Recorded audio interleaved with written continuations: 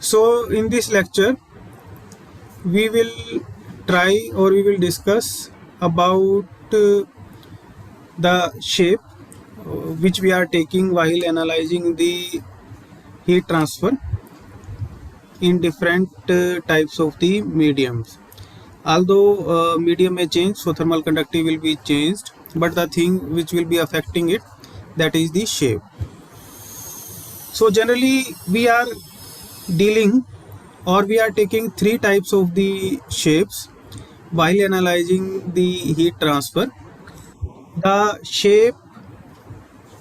shapes which we are taking, that may be something like cubical, or we may call it like cuboidal, that may be cylindrical or spherical. The important point which we need to concentrate here is that these types of the shape are not very specifical, or their analysis is not very specifical in case of heat transfer. These kinds of shapes you will be dealing, and other subjects also, like electricity and other subjects. So these are not very specific for the heat transfer subject, but according to heat transfer we have to see that when we will be supplying heat, then in what manner heat will be going or heat will be passing through these shapes.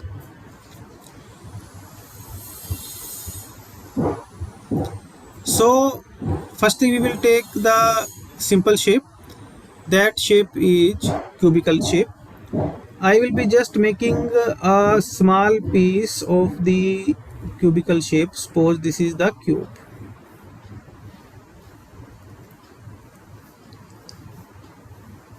Now a cube is having 6 faces.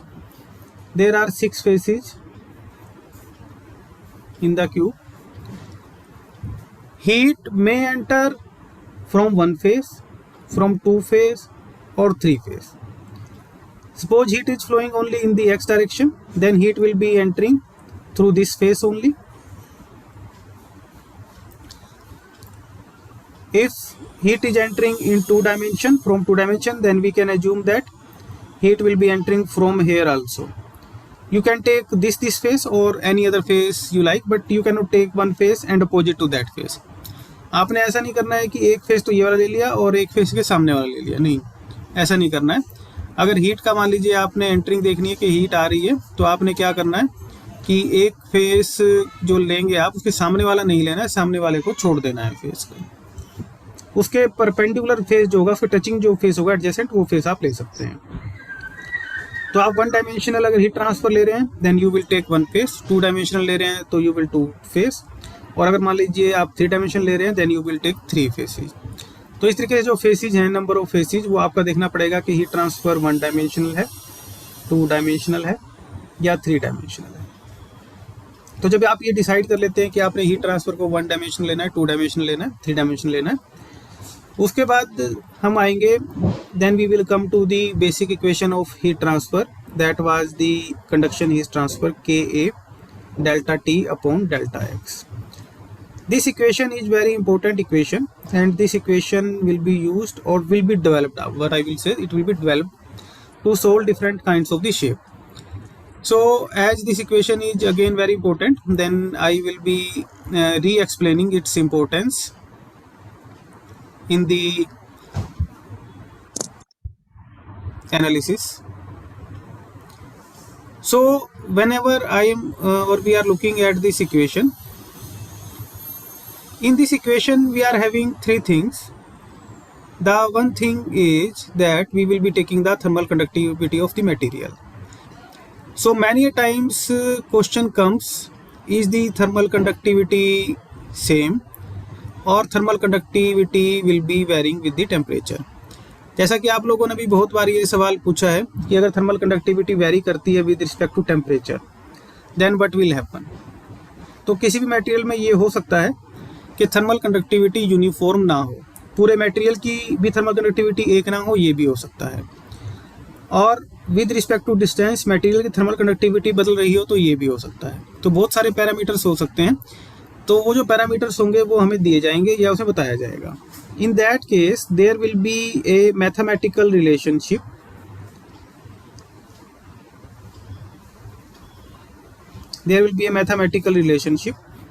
for the thermal conductivity, such as for the temperature it is being given that here we'll be writing it like K naught 1 plus alpha T or beta T square. That relation may proceed like this. So in this relation what we can analyze, or what we can say, that K naught is the thermal conductivity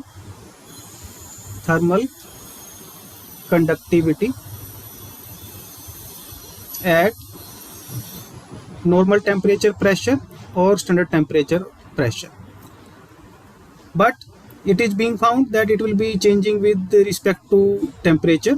Capital T I will take it like for temperature. So this thermal conductivity will be changing with temperature. In that case this K will not be constant, this K will be variable.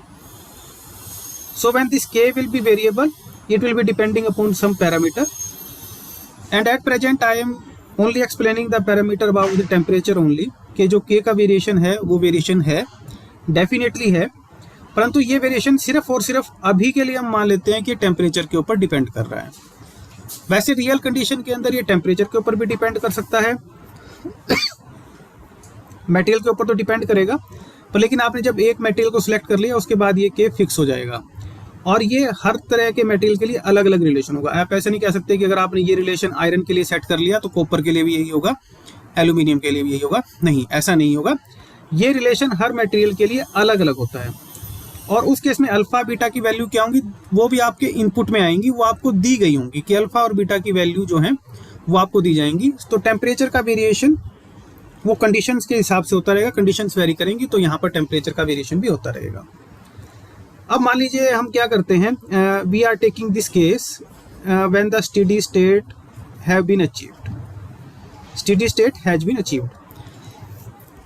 Steady state takes nearly 45 minutes to achieve in laboratory, but in some cases we saw that they may take 1 hour or 1 hour 15 minutes also, 1 hour 15 minutes also. This is the time which may be taken by for achieving the steady state. In our laboratory we are having some experiment on the heat transfer, and when we are performing those experiments then it is being found that steady state is being achieved nearly 45 minutes to 1 hour 15 minutes or so. That will be depending upon the condition of the setup and surrounding condition, maintenance of the setup which we have done. If we are maintaining the setup with very accuracy and in a nice manner, in that case the steady state will be achieved earlier, and if we are not maintaining them well, then still time variation may be there, and reading may also be inaccurate, that will not be so much accurate. तो यहाँ पर अभी हमारा जो idea है, main चीज़ जो हमें देखनी है कि क्या थर्मल कंडक्टिविटी हमें कांस्टेंट लेनी है या वेरिएबल लेनी है। तो कांस्टेंट लेते हैं तो आपकी बहुत सारी न्यूमेरिकल जो कॉम्प्लेक्सिटीज़ हैं वो कम हो जाती हैं, ख़त्म हो जाती हैं। थर्मल कंडक्टिविटी अगर with respect to temperature, with respect to distance vary नहीं कर रही तो प्रॉब्लम सॉर्ट आउट हो जाएंगी। आप सबसे पहले एक मटेरियल का सिलेक्शन करेंगे जिसकी आपने थर्मल कंडक्टिविटी या जिसको आपने एनालाइज करना है। After material selection then what you will do, you will put the values here and you will be getting the answer. पर रियल टाइम में ऐसा होता नहीं है, रियल टाइम में हमेशा वेरिएशन होता है विद रिस्पेक्ट टू टेम्परेचर और दूसरी चीज़ें उसमें रहती हैं। तो थर्मल कंडक्टिविटी का आपने देख लिया। Afterwards we come to the area. Area इसमें क्या लेंगे, तो एरिया इसमें वो लेते हैं कि जहाँ पे हीट ट्रांसफ़र हो रहा है। अगर मान लीजिए ये फेस अभी आपने क्यूबिकल लिया है तो एरिया सभी फेसेस का सेम होगा। लेकिन अगर मान लीजिए क्यूबिकल नहीं है, जैसा कि हम सिलेंड्रिकल केस में देखेंगे और स्फेरिकल केस में देखेंगे, तो उन केसेज के अंदर ये जो फेस होता है, फेस का एरिया वो एक स्क्वायर या इस तरह का नहीं रहता, तो एरिया वेरी करता है। तो उस केस में उसको देखना पड़ेगा कि वेरिएशन किस तरह से है। तो वहाँ पे जो वेरिएशन होगा फिर हम उसको उसी हिसाब से डील करेंगे कि एरिया का वेरिएशन क्या हो रहा है। और स्फेरिकल और सिलेंड्रिकल के केस में सबसे इम्पोर्टेंट फैक्टर ही यही है कि एरिया का वेरिएशन होता है, तो उसे कैसे सेटल करना है, उसे कैसे डील आउट करना है, वो हमें वहाँ पर सीखना है। नाउ थर्मल कंडक्टिविटी में change with material. Material means when I am going from here to here, or I am proceeding in x direction. Suppose I take this direction as the x direction, I take this direction as the y direction, and I take this direction as the z direction. So when I am proceeding in this direction, then there may be a variation in thermal conductivity, and this variation may be due to temperature also, due to change in material also. So area I will take from this face. This area can be calculated very easily. If I know the dimension of the face, then calculation of the area will be very simple. It is a square, so it will be a square. Now here the next important parameter is what is the change in temperature with respect to x. I will be explaining it somewhat in detail. The reason is that some students from the elite background, and they will not be having very much understanding about the partial differential equation at this stage, so I will be giving them a brief account, or another student which are not having the very detailed account about the partial differential equation, then we can deal with this also. Here I am writing delta t divided by delta x. So its simple interpretation is that what will be change in temperature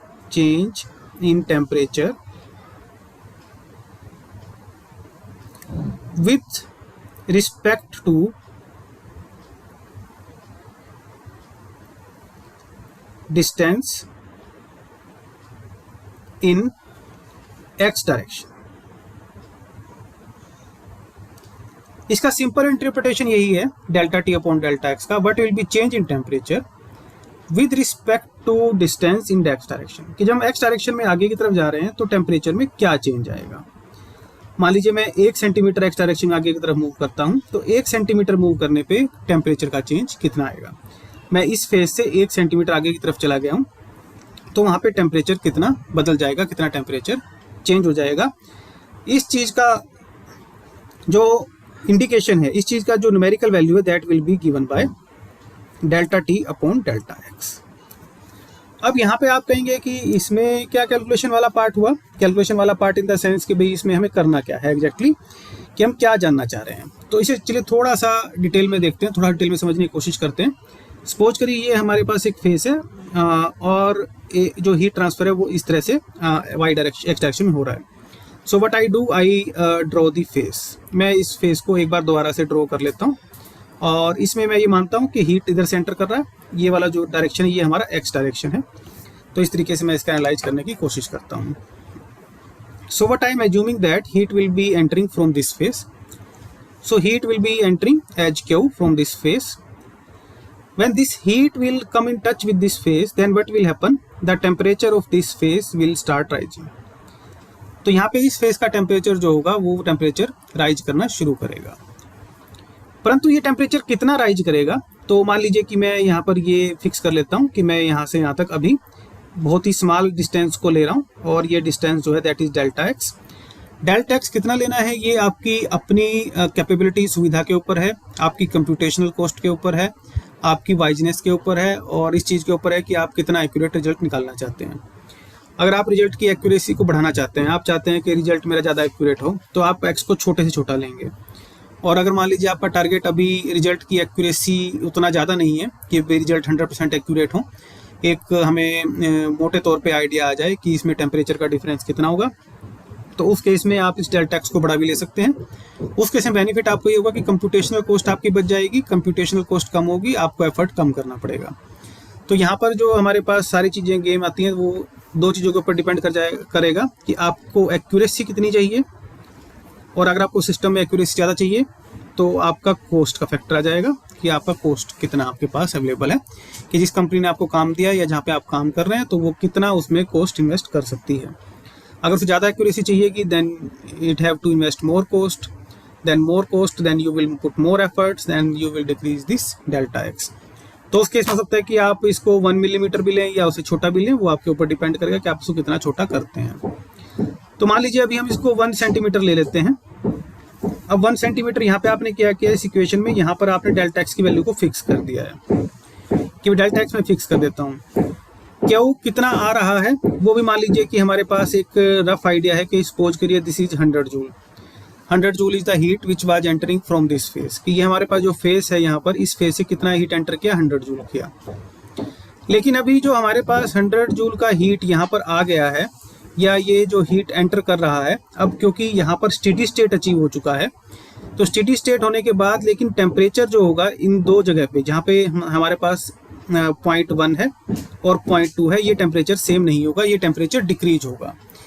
ये temperature decrease क्यों होगा? ये temperature decrease इसलिए हो जाएगा क्योंकि यहाँ पर जो ओवरऑल टेम्परेचर मेंटेन किया गया था वो हाई टेम्परेचर था, पर लेकिन वो हाई टेम्परेचर में जितनी भी हीट है वो सारे की सारी ट्रेवल नहीं कर पाती स्पेस से, थोड़ा सा यहाँ पर ऑब्स्ट्रक्शन लग जाता है, थोड़ा सा यहाँ पे ऑब्स्ट्रक्शन हो जाता है।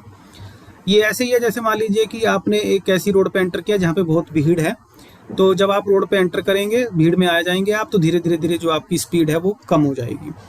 लेकिन एक टाइम पे आने के बाद जो आपकी स्पीड है वो कांस्टेंट हो जाएगी, तो कह लीजिए कि आपने स्टेडी स्टेट को अचीव कर लिया, सभी लोग एक ही स्पीड से उसके ऊपर चलते जा रहे हैं। Now you are having delta X here and delta T, suppose you have to calculate, कि भाई आपने अभी कैलकुलेट करना है। तो एरिया आपको स्पेस का पता है, थर्मल कंडक्टिविटी पता है मटेरियल की, हीट आपने कितना दिया, क्यू आपको पता है। तो आप यहाँ पे ये निकाल सकते हैं कि डेल्टा टी की वैल्यू क्या है, क्योंकि आपके पास यहाँ पर एक ही इक्वेशन है और एक ही अननोन है डेल्टा टी। डेल्टा टी का मतलब इस पॉइंट से इस पॉइंट के बीच में टेम्परेचर डिफरेंस कितना है। तो अब मान लीजिए कि यहाँ पर सपोज करिए, मैं एक एजम्पशन ले रहा हूँ कि सपोज करिए यहाँ पर टेम्परेचर था 500 डिग्री सेल्सियस, और आपने क्या किया, अब कैलकुलेशन किया इससे डेल्टा टी के हिसाब से, डेल्टा टी आपका मान लीजिए आ जाता है 10, तो यहाँ पे आपका टेम्परेचर मान लीजिए हो जाएगा 490 डिग्री सेल्सियस। ये जो प्लेट है, प्लेट पे टेम्परेचर हमें 490 डिग्री सेल्सियस मिल जाएगा। अब यहाँ पे क्या है कि अब हमने क्या किया, इस पॉइंट को लेके इस पॉइंट का टेम्परेचर निकाल लिया। इसे आप सिंपल लैंग्वेज में या तो बोलते हैं इंटरपोलेशन, या तो इसको आप बोलते हैं इंटरपोलेशन, या इसको आप बोलते हैं यूनिटरी मेथड। ठीक है, तो ये सिंपल एक मतलब बताया मैंने आपको। आप अगर कोई दूसरी टेक्निक है, दूसरा कोई आपने न्यूमेरिकल मेथड सीखा है, तो आप उस पर वो भी अप्लाई कर सकते हैं। इसमें कोई ऐसा डेफिनेट नहीं है कि भाई हमें एक जो मैंने आपको बता दिया अभी इंटरपोलेशन या यूनिटरी मेथड ही आपने लेके चलना है। अगर आपके पास कोई दूसरा न्यूमेरिकल मेथड है जिससे इस चीज़ का सोल्यूशन मिल सकता है, तो आप उसको भी इस्तेमाल कर सकते हैं। अगेन किसका मेथड का इस्तेमाल करना है, अगेन ये डिपेंड करेगा कि कितनी एक्यूरेसी है, कंडीशन क्या है, किस चीज़ को कैसे सोल्व करना है।